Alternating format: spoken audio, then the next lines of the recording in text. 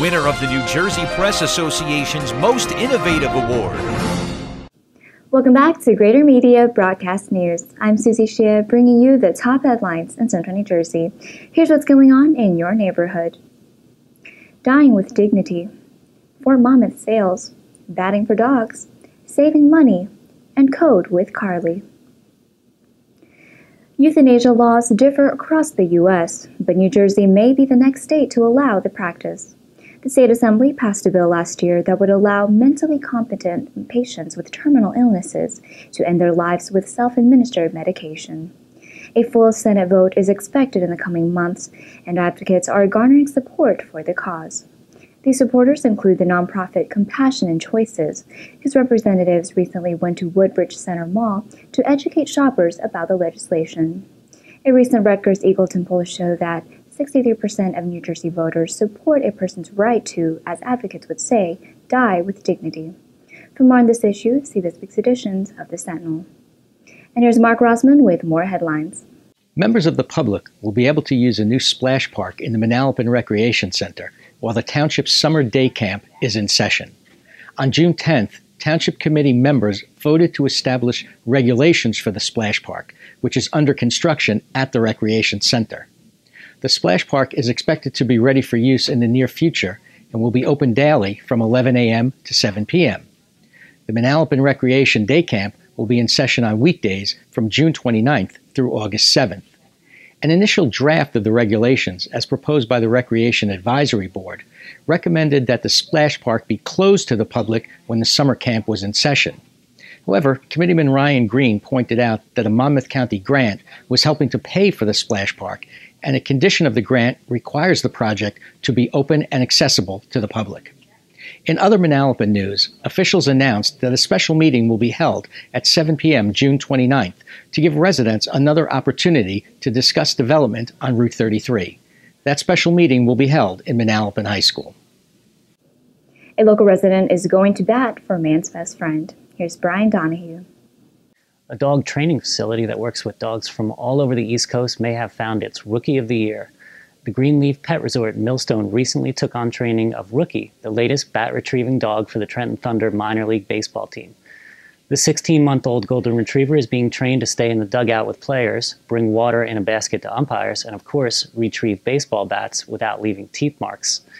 The task of training Rookie is nothing new for Pet Resort owner Shelley Leibowitz. He previously trained Rookie's father, Home Run Derby, who served as bat dog for the minor league baseball team since 2013. For more on this story, see this week's editions of Greater Media newspapers.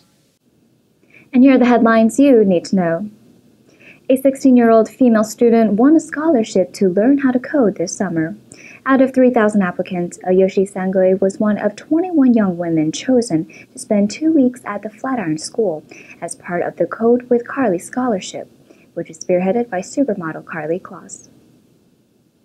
A state grand jury took no action regarding the death of Andrew MURNIEKS, who was fatally shot by a member of the Old Bridge Police Department during an armed standoff in November 2013.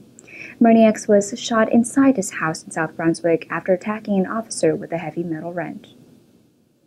A nonprofit that advocates for those with mental illness celebrates 30 years of service this year. NAMI New Jersey offers several resources and group support programs. According to the organization, 1 in every 4 adults, more than 50 million Americans, is affected by some type of mental illness. For the wealthy and the not-so-wealthy, penny-wise practices can go a long way towards spending less. Our cover story this week explores the different ways you can save money. You can check out that story in your Greater Media newspaper today. And here's Kathy Chang with a video on the Cheesequake's 75th anniversary. Cheesequake State Park, which draws people to Old Bridge from all over the country each year, observes its 75th anniversary this month. The 1,274-acre park, which officially opened on June 22, 1940, is unique because of its geographical location.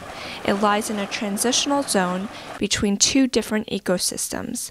The park is centrally located, and it is Middlesex County's only state park that encompasses the northeastern hardwood forest and the southern pine barrens. A 75th anniversary celebration was held at the park on June 6th. Superintendent David Donnelly welcomed dignitaries and former superintendents and employees who attended the celebration. This is Kathy Chang for Greater Media News. The board overseeing the redevelopment of Fort Monmouth had a flurry of activity last week. Here's Kenny Walter with the latest. The Fort Monmouth Economic Revitalization Authority approved the sale of 2 properties while putting several others out for bid during the June 17th meeting. The board approved the sales of the Officers Housing parcel and the Fitness Center in Oceanport during the meeting. They also requested bids on several other properties, including the Barker Circle Complex, the lodging area, Allison Hall, and the commissary building. For more information, please visit gmnews.com. A lifesaver can be someone of any age. Here's Kathy Chang with a report on a 10-year-old who saved his father's life. 10-year-old James Ballett Jr. saved his dad's life by dialing 911.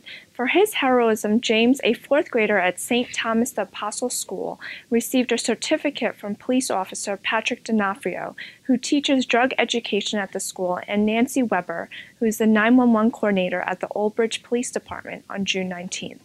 On May 22nd, James was home from school with his father, James Ballett Sr., who was in the backyard getting the yard ready for the upcoming Memorial Day weekend.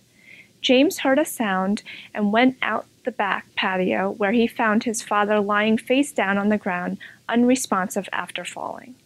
James ran into his house and immediately called 911 on the house line and simultaneously called his mom, Ruth, on a cell phone. The elder Ballett had suffered a heart attack.